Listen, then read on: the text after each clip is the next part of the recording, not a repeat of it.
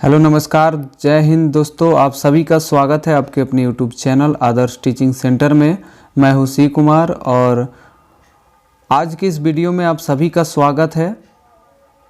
दोस्तों, आज की इस वीडियो में हम लोग बिहार बोर्ड द्वारा जारी किए गए मॉडल पेपर के सभी क्वेश्चन पे चर्चा करने वाले हैं। दोस्तों, सीरीज बाई सीरीज करके सभी सब्जेक्ट को देखा जाएगा, ठीक है। तो आज के इस सेशन में हम लोग मैथ का जितना भी ऑब्जेक्टिव क्वेश्चन है उतना कंप्लीट करेंगे, ठीक है। तो आप सभी को थोड़ा सा बेसिक जानकारी दे दे कि बिहार बोर्ड ने क्या क्या बदलाव पहले से किया है और कितना क्वेश्चन अब देगा, ठीक है। चलिए, तो यहाँ पे कुल प्रश्नों की संख्या दिया हुआ है 138, ठीक है। एक कुल जो है सब्जेक्टिव और ऑब्जेक्टिव मिला करके दिया हुआ है 138 प्रश्न जो है पूछे जाएंगे। टोटल 100 मार्क्स का होगा, ठीक है। चलिए, तो यहाँ पे आपको बता दें कि प्रश्न दो खंडों में पूछा जाएगा, खंड अ और खंड ब में। खंड अ में और ब में दोनों में सब्जेक्टिव और ऑब्जेक्टिव पार्ट बाई किया हुआ है, ठीक है। और ये देखिए, अब यहाँ पे सेक्शन ए जो दिया है खंड ए, यहाँ पे इसमें आपसे 100 प्रश्न दिए गए हैं। 100 प्रश्न दिए रहेंगे। ऑब्जेक्टिव अब जो है आपका दुगुना कर दिया गया है। 100 ऑब्जेक्टिव है जिसमें से आपको करना कितना है, 50 क्वेश्चन करना है, ठीक है। थोड़ी सी जानकारी आपको दे दें कि अगर आप 1 से 50 तक क्वेश्चन करते हैं लगातार तो आपका यही क्वेश्चन होगा, 51 नंबर से चेक नहीं होगा, आपका 1 से 50 तक ही चेक होगा, ठीक है। तो आपको इसमें बनाने का जो तरीका है, आप क्या करेंगे कि इसमें 100 क्वेश्चन में आपको जो आता होगा वही क्वेश्चन टच करेंगे और कहीं से भी बनाए तो आप टोटल 50 क्वेश्चन ही करेंगे, तभी आपका सही रहेगा, ठीक है। आप कहीं से भी जो आपको आता हो वही 50 क्वेश्चन करिएगा, ठीक है। चलिए, तो अब हम चर्चा करते हैं क्वेश्चन पे। और चलिए,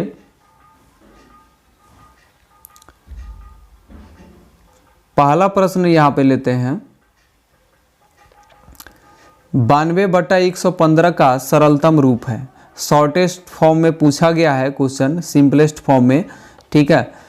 तो आपको अगर सीधा देख करके पता चल जाए कि कितना से कटेगा तो सही बात है, ठीक है। अगर नहीं पता चलता है तो अंश और हर दोनों का HCF निकाल लीजिएगा। तो 92 और 115 का जब HCF आप निकालेंगे, ठीक है, तो एक मरतबे यहाँ से भाग दे के निकाल लीजिएगा।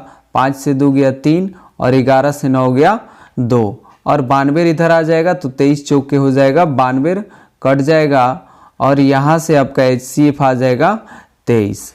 और आप जो है जितना HCF आएगा नीचे ऊपर उससे भाग दे दीजिएगा, ठीक है।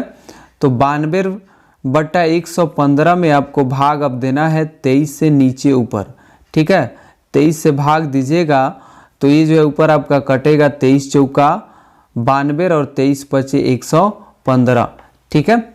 चलिए, तो 4/5 आपका आंसर आ रहा है, यानी आपका बिल्कुल सही जवाब होगा 4/5 राइट आंसर होगा।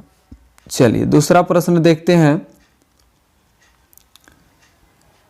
दूसरा प्रश्न है, दो परिमेय संख्याओं के बीच अधिकतम कितनी परिमेय संख्याएं हो सकती है। तो बता दें आपको कि दो परिमेय संख्याओं के बीच अधिकतम अनंत परिमेय संख्याएं होती है, ठीक है। चलिए, वीडियो अच्छा लगे तो लाइक ज़रूर करेंगे, चैनल पे जो नए होंगे सब्सक्राइब कर लेंगे, बेल आइकन प्रेस कर लेंगे ताकि सभी वीडियो का नोटिफिकेशन आप तक मिलता रहे। तीसरा प्रश्न है, निम्नलिखित में किसका दशमलव प्रसार शांत है। शांत दशमलव प्रसार, इसका कंसेप्ट हमने बता रखा है, आप प्लेलिस्ट में जाके वीडियो देख लीजिएगा नंबर सिस्टम का, आपको वहाँ से डिटेल्स पता चल जाएगा। देखिए, किसी भी भिन्न के हर के गुणनखंडन में आपको देखना है कि क्या वह 2 के पावर m, 5 के पावर m या n, या 2 × 5 पावर m हो या n, कुछ भी पावर हो, इस रूप में अगर है तो वह शांत है, अन्यथा वो क्या हो जाएगा, अशांत हो जाएगा।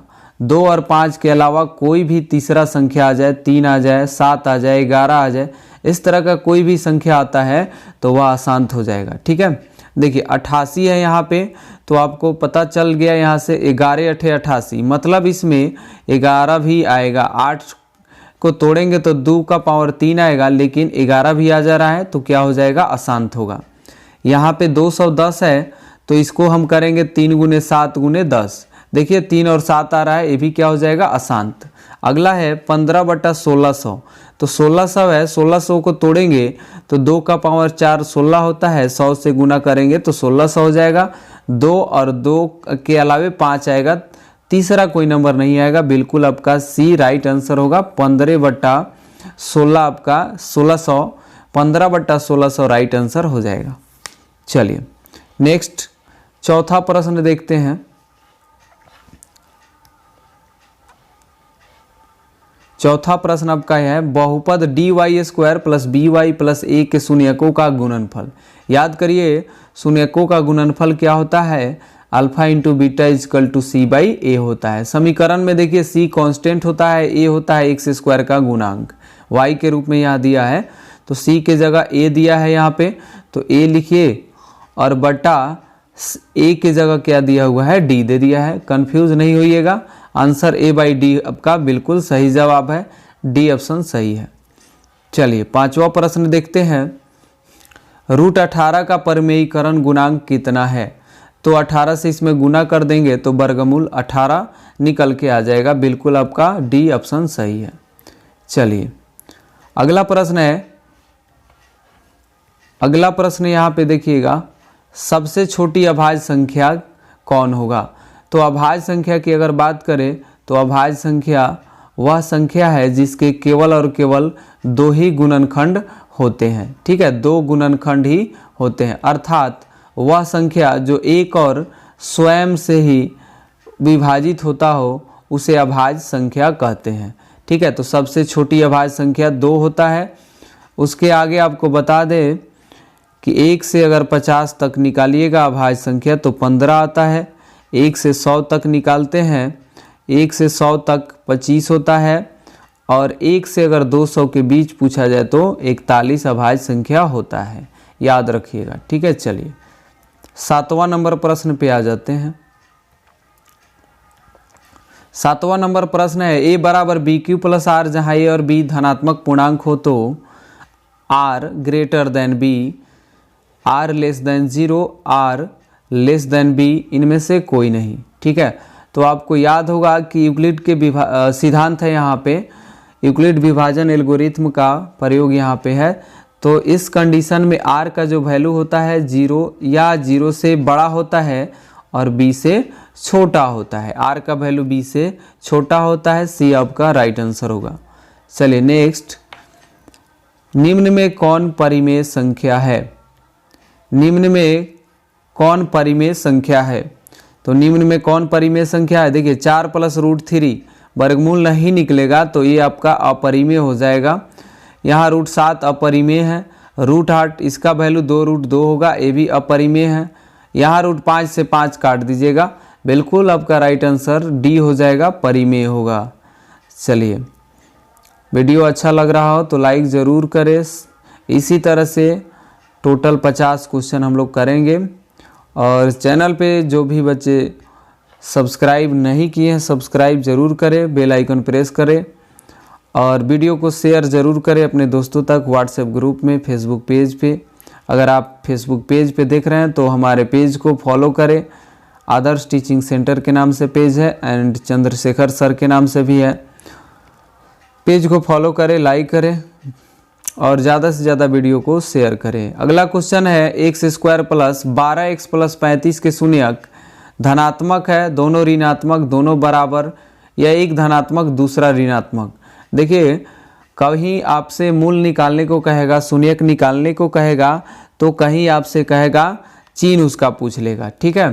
तो आइए इसको तोड़ते हैं, तो हो जाएगा x² प्लस 12x प्लस 35 है तो 5x प्लस 7x प्लस 35 में टूटेगा, अर्थात जब इसका पूर्ण क्रिया करेंगे तो आएगा आपका x plus 5 into x plus 7।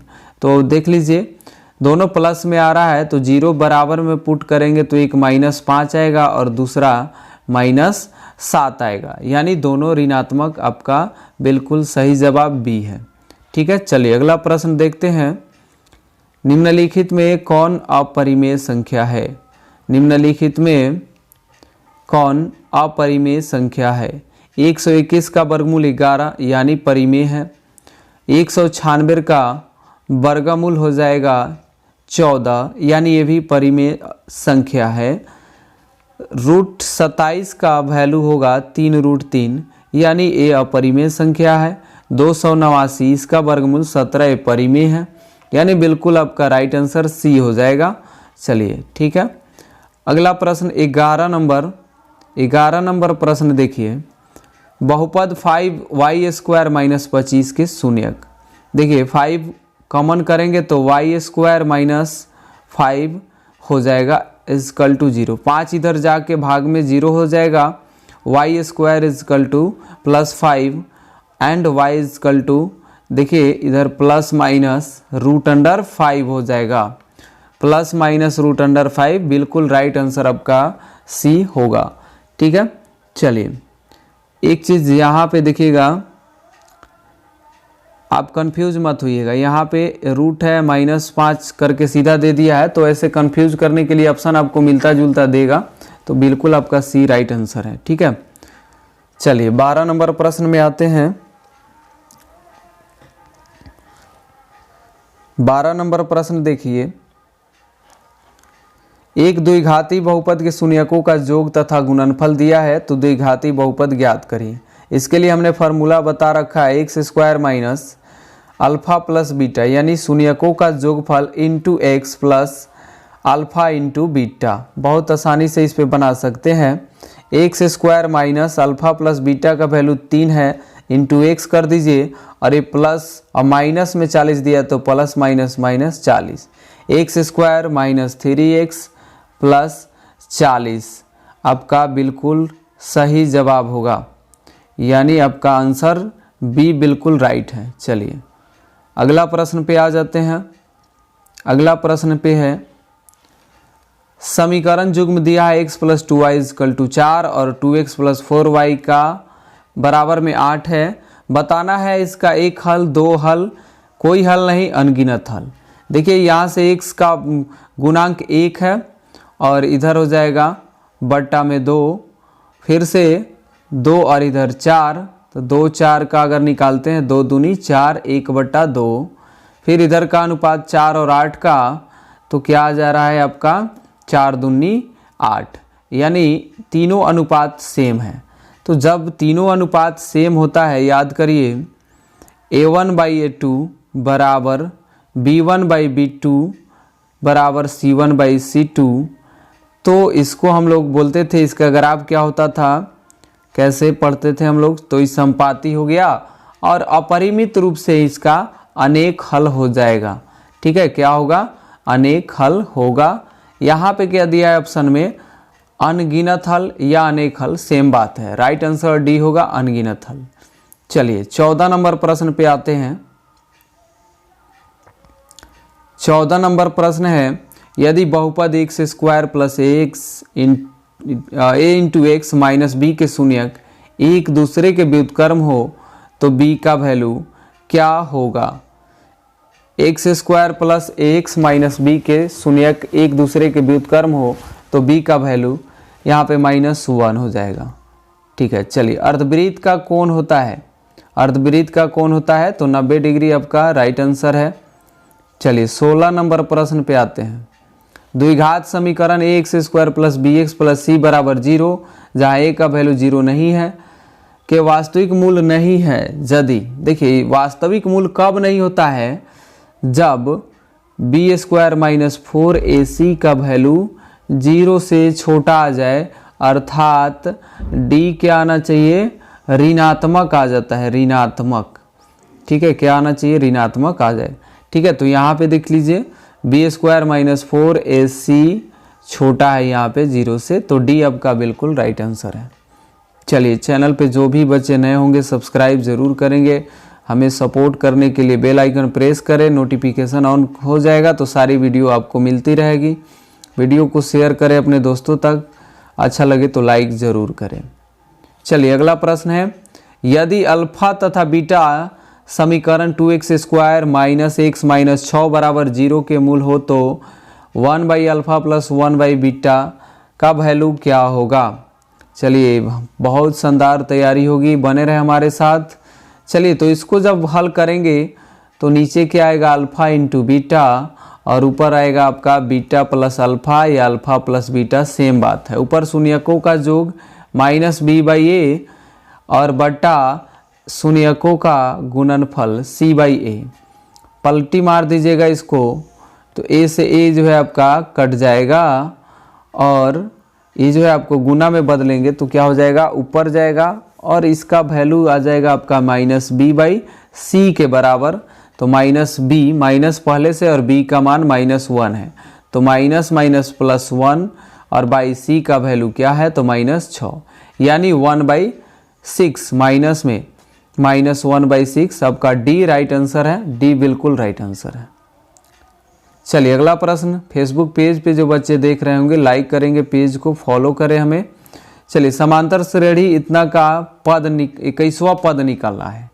तो आपको a दिया हुआ है -3, d का वैल्यू 4 से 3 घटाएंगे, 4 से 3 घटाना है, माइनस में है, तो हो जाएगा ये आपका 7 हो जाएगा। ठीक है, चलिए आपको निकालना है a 21वां पद, तो 1 घटा करके a प्लस 20d कर लीजिए।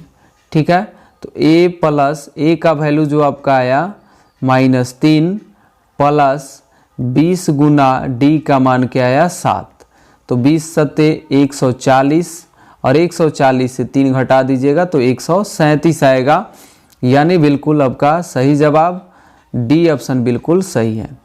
ठीक है, बी यहाँ पे आपका डी बिल्कुल राइट आंसर होगा। चलिए अगला प्रश्न पे आते हैं। निम्नलिखित में से कौन सा द्विघात समीकरण है, कौन सा द्विघात समीकरण है। ठीक है, तो यहाँ देखिएगा इसमें से x³ निकलेगा, जैसे यहाँ पे x-1 का होल क्यूब फॉर्म में आएगा। ठीक है, तो देख लेते हैं। तो इसमें से आपको आएगा क्या 3x² कुछ करके ऐसे आएगा। ठीक है, तो आप जब इसको हल करोगे, ठीक, तो आपको पता चलेगा, यहाँ से काट करके x² इसमें अधिकतम घात आ जाएगा। लेकिन यहाँ पे तो b में देखा जाए तो √x है, तो बहुपद आपका अगर कोई भी दिया है उसमें x अगर रूट के अंदर चला जाए तो बहुपद नहीं होगा, चाहे द्विघात समीकरण नहीं होगा। एक शर्त और कि अगर बाटा में दे दे तो पावर माइनस हो जाता है, और पावर जिसका माइनस हो जाए वो बहुपद नहीं रहता है, यानी बिल्कुल आपका राइट आंसर ए हो जाएगा। हल करके भी आप चेक कर सकते हैं। अगला प्रश्न है, समांतर श्रेणी इतना का कौन सा पद 0 है। तो मान लीजिए nवां पद आपका 0 है, यानी n का वैल्यू ज्ञात करना है। ठीक है, तो इस फॉर्मूला होता है a plus n-1 into d equal to क्या होगा 0। a का वैल्यू यहाँ 80 लेंगे, 80 प्लस n-1 इंटू डी क्या होगा, तो 76 से 80 घटाएंगे, -4 हो जाएगा इजकल टू 0। ठीक है, चलिए यहाँ अगर देखा जाए तो 80 उधर जाएगा तो माइनस में जाएगा, इधर हो जाएगा आपका, यहाँ से देखिएगा तो क्या हो जाएगा आपका 80 उधर जाएगा तो इधर n-1 इंटू -4 -80 काटेंगे तो 20 -20। ठीक है, अब यहाँ पे आपका ये जो है -4 है तो माइनस से माइनस काट देंगे। ठीक है, और एक इधर प्लस में आ जाएगा तो 20 और 21, यानी n बराबर कितना हो जाएगा 21। 21वां पद 0 हो जाएगा, बिल्कुल राइट आंसर 21 हो जाएगा। ठीक है, बी आपका राइट आंसर है 21वां पद।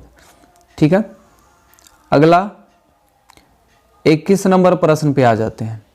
यदि समांतर श्रेणी का सामान्य पद 6 - 4n है तो सारबंतर होगा। ठीक है, सारबंतर बताना है। बताइए, सामान्य पद दिया हुआ है n = 6 - 4n। ओके, अब आपको सारबंतर निकालना है तो दो पद पता करना होगा। a1 = 6 - 4 इंटू n का वैल्यू 1, यानी कितना आ जाएगा 6 से 4 जाएगा 2। E2 आपको ज्ञात करना है तो 6 - 4 × 2 यानी 4 दूनी 8, 6 से 8 जाएगा तो -2। अब आपको सार बनतर D निकालना है तो -2 से घटा लीजिए 2 तो क्या आ जाएगा -4 आ जाएगा। ओके, -4 आपका बिल्कुल राइट आंसर होगा। किसमें? सी ऑप्शन आपका सही है। चलिए 22 नंबर प्रश्न देखते हैं, कौन समांतर श्रेणी है? तो कौन समांतर श्रेणी है? तो ये तो आपको देख लीजिए यहाँ पे कि 4 से अगर 2 हम घटाते हैं तो माइनस माइनस प्लस हो जाएगा, 4 2 6 हो जाएगा, और यहाँ -6 से -4 घटाएंगे तो क्या आ जाएगा -10 आएगा। तो ये ऑप्शन आपका गलत है। ये तो पावर 2 गुनी 3 गुनी खुद का जो है बढ़ता जाएगा, तो ये भी आपका क्या है? गलत ऑप्शन है। ठीक है, चलिए सी में आप देखते हैं, यहाँ से घटा के चेक करेंगे। ऐसे डी चेक कर लेते हैं तो 3 से 1 जाएगा तो क्या होगा 2, 9 से 3 जाएगा 6, ऐसे डी आपका गलत ऑप्शन है, यानी आपका सही आंसर हो जाएगा सी। घटा के भी आप चेक कर सकते हो। ठीक है, चलिए काफ़ी मेहनत कर रहे हैं आपके लिए। चैनल पे आप हमारे जो नए होंगे सब्सक्राइब कर लेंगे, और जो पुराने बच्चे होंगे वीडियो को शेयर ज़रूर करेंगे। सभी लोग वीडियो को शेयर करेंगे, लाइक ज़रूर करें। अगर आप लाइक करते हैं वीडियो को तो और सब्जेक्ट का भी वीडियो आप तक पहुंचाया जाएगा। ठीक है, आपके लिए काफ़ी मेहनत किया जाएगा, और जो भी इम्पोर्टेंट प्रश्न है एग्ज़ाम तक हम आपके साथ हैं। सारे प्रॉब्लम का सॉल्यूशन आपको ज़रूर निकाल के देंगे। चलिए मूल बिंदु के नियामक है, तो मूल बिंदु का नियामक ये कहाँ कटता है? तो 0 पे कटता है, अर्थात मूल बिंदु का नियामक क्या होता है? 0 0 होता है। ठीक है, मूल बिंदु यानी ओरिजिन का 0 0 होता है। बिल्कुल डी ऑप्शन आपका सही है। चलिए 24 नंबर प्रश्न पे आ जाते हैं। यदि त्रिभुज ABC और त्रिभुज PQR समरूप है, QR बाई BC दिया है, तो यहाँ पे एरिया ऑफ त्रिभुज PQR बाई एरिया ऑफ त्रिभुज ABC का वैल्यू क्या होगा? ठीक है, ये देखिए, तो जब दो समरूप त्रिभुज के क्षेत्रफलों का अनुपात उनके संगत भुजाओं के वर्गों के अनुपात के बराबर होता है, तो बस यहाँ पे आपको जो संगत दिया रहेगा उसी का जो है वर्ग कर लेना है। सावधानी रखना है, संगत देख लेना है। तो PQR का QR यहाँ पे तो 2/3 और वर्ग कर लीजिएगा इसका, तो 2 का स्क्वायर 4 और 3 का स्क्वायर 9, यानी 4:9 आपका बिल्कुल सही है। 4/9 ये ऑप्शन आपका बिल्कुल राइट आंसर है। चलिए 25वां नंबर प्रश्न पे हम लोग आ चुके हैं, आधे प्रश्न पे आ चुके हैं, अभी भी 25 प्रश्न बाकी हैं। चलिए दी गई आकृति में x का मान है, आशा करते हैं कि है आप सभी को YouTube पे जितने भी वीडियो अवेलेबल है उसे सरल तरीके से मैंने समझाने का कोशिश किया है। ठीक है, चलिए दी गई आकृति में x का मान है। यहाँ पे सबसे पहले x क्या है? ये देखिए, इसका शीर्षाभिमुख कोण है, तो हम इस कोण को पहले पता करते हैं। तो हम जानते हैं कि एक त्रिभुज में तीनों कोणों का योग होता है 180 डिग्री होता है। ठीक है, 180 डिग्री होता है। तो यहाँ पे दो कोण पता है हमें, जोड़ेंगे तो क्या आ जाएगा 110। 110 को 180 से घटाएंगे तो क्या आ जाएगा आपका 70 डिग्री आ जाएगा। तो बिल्कुल इसके सामने ये भी कितना हो जाएगा, x का वैल्यू जो है आपका हो जाएगा 70 डिग्री, आपका बिल्कुल राइट आंसर होगा। ठीक है, सी ऑप्शन आपका बिल्कुल सही है। आ जाते हैं अगले प्रश्न में। 26 में दिया क्या है? बिंदुओं R06 S80 को मिलाने वाले रेखाखंड के मध्य बिंदु के नियामक निकालना है।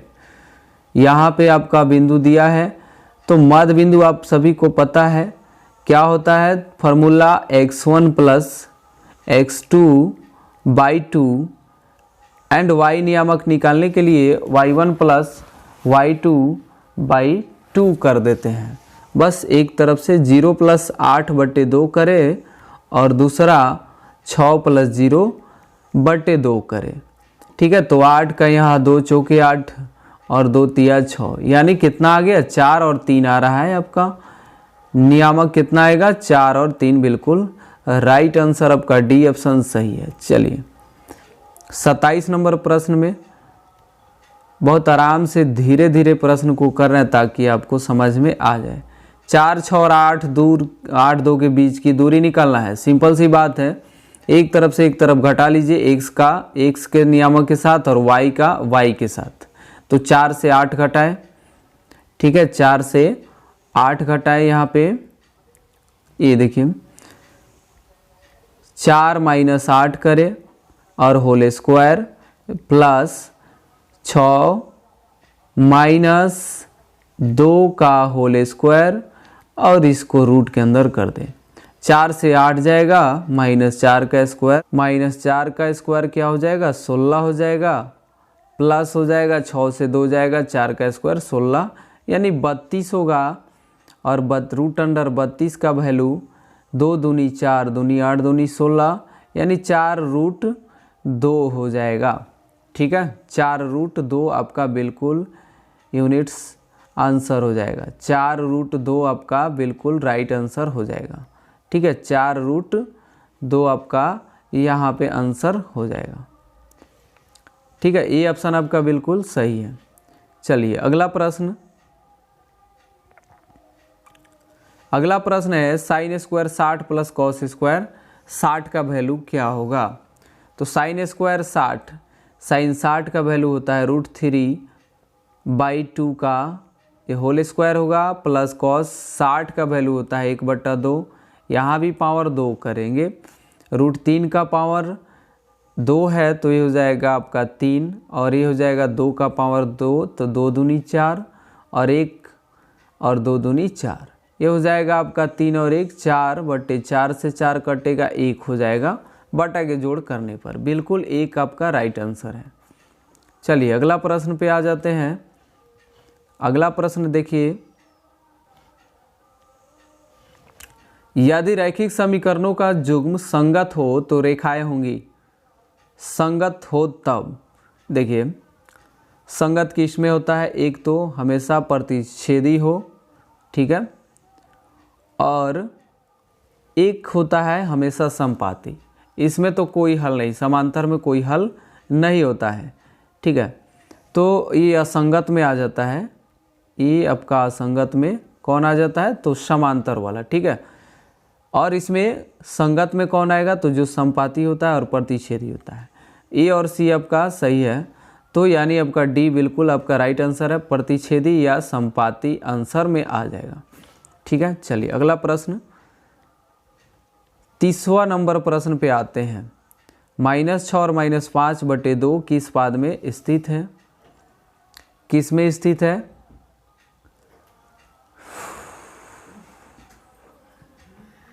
देखिए यहाँ से देखिए, ये होता है आपका plus plus first quadrant, second में माइनस प्लस, यहाँ से आप लिख सकते हो y डैश x डैश, यहाँ आपका हो जाता है माइनस प्लस और ये हो जाता है चौथा आपका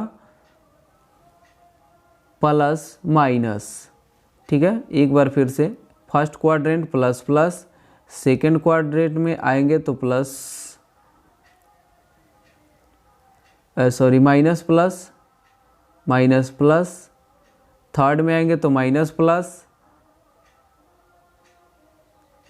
यहाँ पे थर्ड में एक मिनट कंफ्यूज हो गए, यहाँ पे थर्ड में तो दोनों माइनस आ रहा है तो माइनस माइनस होगा, फोर्थ में प्लस माइनस होगा, थर्ड में आ जाएगा ये आपका जो है तृतीय पाद में आ जाएगा। ओके, चलिए तो इस वीडियो में हम 30 प्रश्न ही रहने देते हैं। आगे का सभी प्रश्न जो अगले वीडियो में कर देंगे, 2 पार्ट में कर देते हैं, वीडियो बहुत लंबा हो गया है। चलिए तो आज के लिए इतना ही। जय हिंद, वंदे मातरम। मिलते हैं अगली वीडियो में। चैनल को सब्सक्राइब करना ना भूलें, बेल आइकन प्रेस कर लीजिएगा। फेसबुक पेज पे देख रहे होंगे तो फॉलो और लाइक ज़रूर करें। जय हिंद।